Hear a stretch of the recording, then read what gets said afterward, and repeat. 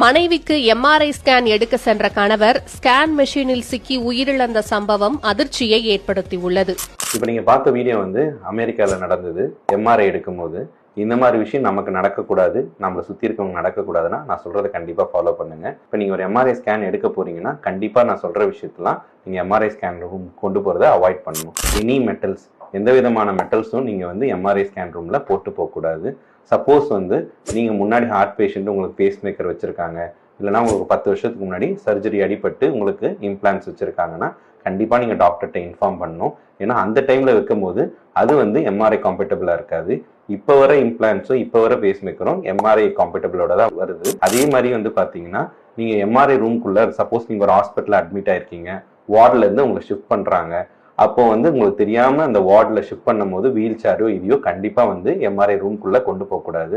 அதுவும் ஒரு மிகப்பெரிய டேஞ்சர் தான். எந்த விதமான மெட்டல், சப்போஸ் நீங்கள் ஃபோனோ இல்லைனா கிரெடிட் கார்டு கூட நீங்கள் எம்ஆர்ஐ ரூம் கொண்டு போனீங்கன்னா அதுவும் ஒர்க் ஆகாது. கண்டிப்பாக நான் சொன்னதெல்லாம் ஃபாலோ பண்ணுங்க. எம்ஆர்ஐ ரூம்குள்ளே போகிறதுக்கு முன்னாடி எல்லா விதமான மெட்டல்ஸையும் நீங்கள் வெளியில் விட்டு தான் போகணும்.